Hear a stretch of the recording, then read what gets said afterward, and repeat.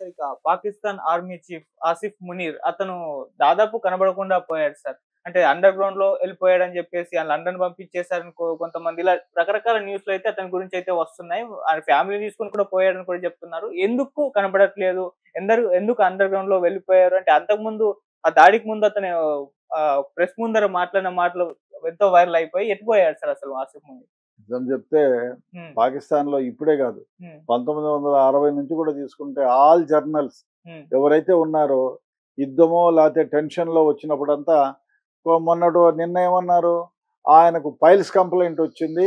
Army హాస్పిటల్‌లో admit చేశారని ఒక వార్త వెలువరించారు. హ్మ్. అయిన తర్వాత ఏమన్నారు? ఆయన భార్యా పిల్లలతో లండన్‌లో భార్య పిల్లలు ఆర్మీ జనరల్స్ అందరు పిల్లలు కూడా భార్య పిల్లలు అంతా ఫ్యామిలీస్ అంతా లండన్‌లో సెటిల్ అవుతారు మామూలుగా హ్మ్. పాకిస్తాన్ వాళ్ళు.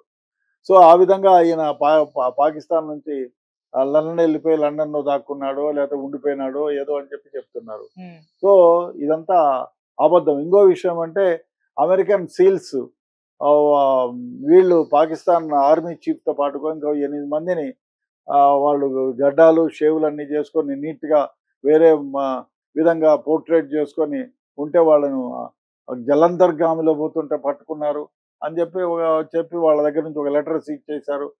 ఇదంతా చెప్తున్నా, ఇదంతా అబద్ధం. హ్మ్. ఎందుకంటే ఎప్పుడైనా కూడా పాకిస్తాన్‌లో ఇటువంటి పరిస్థితులు వేడిగా ఉండే పరిస్థితులు ఏర్పడితే వాళ్ళు వేరే దేశాలు చుట్టుపక్కల ఉండే దేశాల్లోకి పోయి ఆ దేశాలు ఇట్లాంటి పుకార్లు పెట్టేసి ఆ దేశాల్లో వాళ్ళు యుద్ధ వ్యూహాన్ని రచిస్తూ ఉంటారు. ఓకే. ఇప్పుడు కూడా జరిగింది అదే. ఇప్పుడు జరిగింది ఏమిటంటే హ్మ్. వీళ్ళు ఈ విధంగా పుకార్లన్నీ పుట్టించేసి ఆయన డైరెక్ట్‌లీ ఈ వెంట్ టు శ్రీలంక. హ్మ్. శ్రీలంకలో మనకు భారతదేశానికి శ్రీలంకకు ఒక గంటలో బోట్‌లో రావచ్చు. స్పీడ్ బోట్ ఏసుకొని వస్తే 45 నిమిషాల్లో వచ్చేయొచ్చు. హ్మ్. సో, అక్కడి నుంచి పాక్ సైన్యాన్ని డైరెక్ట్‌గా శ్రీలంకలోకి తెచ్చి ఎల్‌టిటిఈతో వాళ్ళకి స్నేహ సంబంధాలున్నాయి. సో, ఆ విధంగా వాళ్ళ సైన్యాలను అక్కడ పెట్టి తద్వారా భారతదేశాన్ని అటాక్ చేయాలనేది ఒక వ్యూహం. ఓకే. ఆ విధంగానే వాళ్ళు ఇప్పుడు మునీర్ ఏమైతే ఉన్నారో ఆయన ఎల్‌టిటిఈతో బార్డర్‌లో శ్రీలంక బార్డర్‌లో ఉన్నాడు. అక్కడ శ్రీలంకలో ఆయన స్థావరాలను ఎక్కడెక్కడ ఏర్పాటు చేసుకోవాలా? వాళ్ళకి కలిసిన సదుపాయాలేమిటి? ఇవన్నీ గూడా అక్కడ ఆలోచన చేస్తూ అక్కడ ఎల్‌టిటిఈలో ఆర్గనైజేషన్ మిగతా మిలిటెంట్ ఆర్గనైజేషన్‌తో మాట్లాడుకుంటున్నారు. హ్మ్. మాట్లాడుకునేది ఎవరికీ తెలియకూడదనే ఉద్దేశంతో ఇటువంటి పుకార్లన్నీ పెడుతున్నారు. హ్మ్. ప్రతిసారి జరిగేదదే. వాళ్ళు యుద్ధమో, ఇంకోటో వస్తుందంటే మా ఆర్మీ చీఫ్‌ని ఎవరో కిడ్నాప్ చేసినారు. హెల్త్ బాగాలేక హాస్పిటల్ అడ్మిట్ అయినారు. లండన్‌కెళ్ళిపోయినారు. ఇట్లా పిచ్చి ఊహలన్నీ చెప్పి ప్రజల్లోని ఇట్లాంటి పిచ్చి మాటలన్నీ పోయేటట్టు చేసి, అవునా! పాకిస్తాన్ ఆర్మీ చీఫ్ వెళ్ళిపోయినాడా? ఇంకోసారి హెల్త్ బాగాలేక హాస్పిటల్‌లో అడ్మిట్ అయినారా? ఇవన్నీ చెప్తారు. ఇదంతా కూడా అబద్ధం. హ్మ్. ఆయన శ్రీలంకలో ఉన్నాడు. యుద్ధానికి వ్యూహరచన చేస్తున్నాడు. మన భారతదేశాన్ని ఏ విధంగా అటాక్ చేయగలము? నియరెస్ట్‌లో ఎట్లా చేయగలము అని చేస్తున్నారు. దానికి పర్యవసానం కూడా పొందుతాడాయన. ఎందుకంటే ఆయన అది అది నిజమే. ఎందుకంటే అక్కడ 1 అవర్‌లో వచ్చేయొచ్చు బోట్‌లో. ఓకే. అక్కడి నుంచి మనకి హార్డ్‌లీ 50 కిలోమీటర్స్ కూడా లేదు కదా! అక్కడి నుంచి మనం ఆర్టిల్లరీ మీద కూడా దాడి చేయొచ్చు. సో, ఆ వ్యూహరచన కోసం అక్కడొచ్చాడు. బహుశా దానికి మన ఇంటెలిజెన్స్ ఉంది. అమెరికన్ ఇంటెలిజెన్స్ కూడా మనకు తోడ్పాటై ఉంది. హ్మ్. అదేవిధంగా మన దగ్గర ఉంది. హ్మ్. రీసెర్చ్ అండ్ అనాలిసిస్ వింగ్ వాళ్ళు ఉన్నారు. హ్మ్. మనకు గూడా ఇన్ఫార్మెంట్ సిస్టమ్ ఉంటుంది. మన వాళ్ళు గూడా శ్రీలంకలోనే గాక మిగతా దేశాల్లో ఉన్నారు. సో, కాబట్టి వాళ్ళ వ్యూహాలు వాళ్ళకుంటాయి. హ్మ్. మన ప్రత్యూహాలు మనకుంటాయి.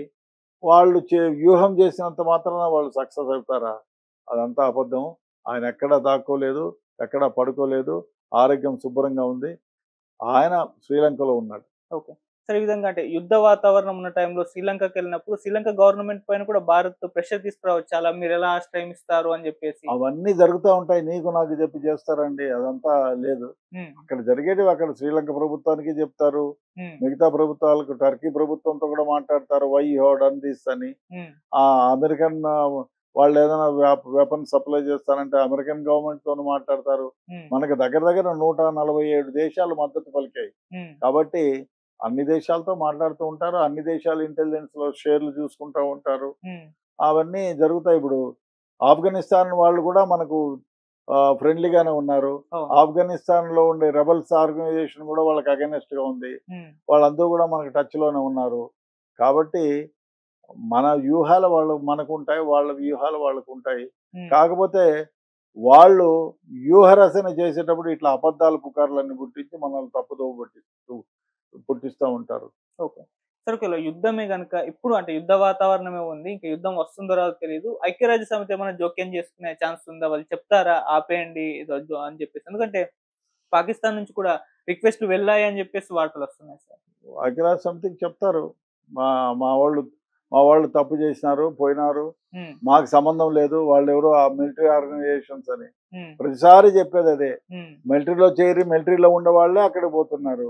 వాళ్ళు చెప్తే ఎవరు నమ్ముతారు? ఇంతకాలం నమ్మినారు. హ్మ్. ఇప్పుడు నమ్మటంలే. అయ్యా ఆల్ టెర్రరిస్ట్ ఆర్గనైజేషన్స్ అన్నీ అవే. ఒసామా బిన్ లాడెన్ మనోడా? పాకిస్తానోడు కాదా? ట్విన్ టవర్స్‌ని పేల్చినోడు వాడు కాదా? అవును. వాడెక్కడి నుంచి వచ్చినాడు? ఇండియా వాడు కాదు కదా! హ్మ్. సో, వాళ్ళు క్రాప్ చేసింది ఎవరు? పాకిస్తానోళ్ళు. కాబట్టి ప్రపంచ దేశాలకు అన్నిటికీ తెలుసు. ఎవరు టెర్రరిస్ట్ ఆర్గనైజేషన్ పెట్టి పోషిస్తున్నారని. ఓకే. కాబట్టి అందరికీ తెలుస్తుంది. మనకు నూట 147 కంట్రీస్ మద్దతుంది. హ్మ్. చూడాలి ఏమైతుందో. మన వ్యూహాలు మనకుంటాయి. వాళ్ళ వ్యూహాలు మనకుంటాయి. ముందుగా మనం ఊహించలేదు. ఇవాళ యుద్ధం వస్తుందా? రేపు వస్తుందా? లేతే రాదా? సర్జికల్ స్ట్రైక్ చేస్తారా? హ్మ్. ఇంకేమన్నా చేస్తారా? ఏం చేస్తారో చెప్తే అది యుద్ధం ఎట్లా అయితుంది? అది రెప్పపాటులో వాళ్ళు అదును చూసుకుంటారు. మన మన ఊహకగా అందని విధంగా వేరే విధంగా వాళ్ళని స్ట్రైక్ చేసి డెఫినెట్‌గా ఎవరైతే టెర్రరిస్ట్ ఆర్గనైజేషన్స్ ఉన్నాయో వాళ్ళకు దెబ్బ కొట్టి తీరుతారు. ఓకే. సరే ఇక ఉగ్రదాడి తర్వాత భారత్‌లో ఉన్న పాకిస్తాన్‌ల పట్ల అంటే భారత్ ఏ విధంగా వ్యవహరించిందో మనకు తెలిసిందే. వాళ్ళందరినీ కూడా ఎళ్ళిపోవాలి, ఉండకూడదని చెప్పేసి డెడ్‌లైన్ కూడా విధించేసింది. ఆ డెడ్‌లైన్ కూడా ఇప్పుడు కంప్లీట్ అయిపోయింది. మరి దాదాపు అందరూ వెళ్ళిపోయారా? ఇంకా ఉన్నారా? ఉన్న వాళ్ళ పట్ల శిక్షలు కూడా శిక్షలేస్తామని కూడా ఆల్రెడీ అనౌన్స్ చేసింది. సో, ఇప్పుడు ఏటి దాకొచ్చింది సార్ ఆ ప్రాసెస్? చెప్పలేము. హ్మ్. చాలా వరకు 60-70% అంతా వెళ్ళిపోయారు. హ్మ్. మెడికల్ ఇప్పుడు కిడ్నీలు పోయుంటాయి. ట్రీట్మెంట్ తీసుకుంటా ఉంటారు. హ్మ్. అట్లా వాళ్ళు ఎగ్జామ్షన్ తీసుకుంటారు 1, 2 రోజులు. హ్మ్. ఎందుకంటే ఆ దేశంలో పెట్టుకోలేము. మాకు ట్రీట్మెంట్ నడుగుతుందని చెప్పి జెన్యూన్‌గా ఉంటే ఎక్స్‌టెన్షన్ చేస్తారు ఒకరిద్దరికి. హ్మ్. హెల్త్ బాగాలేక నిజంగా ఉంటే. హ్మ్. లేదు అంటే బాబు నువ్వు వెళ్ళిపోమంటారు. హ్మ్. వెళ్ళిపోతారు. లేదు అంటే డిపోర్ట్ చేస్తారు. హుహు. ఓకే. సార్ కొంతమంది పాకిస్తాన్ అమ్మాయిలు ఇక్కడ వాళ్ళని పెళ్లి చేసుకొని ఇక్కడే ఉన్నారు. వాళ్ళు కూడా ఇప్పుడు వెళ్ళిపోవాల్సిన పరిస్థితొచ్చింది. వాళ్ళు చాలా ఇంటర్వ్యూ‌లో కూడా మాట్లాడారు. మేము ఇక్కడే అమ్మాయిలం, ఇక్కడే అబ్బాయిల్ని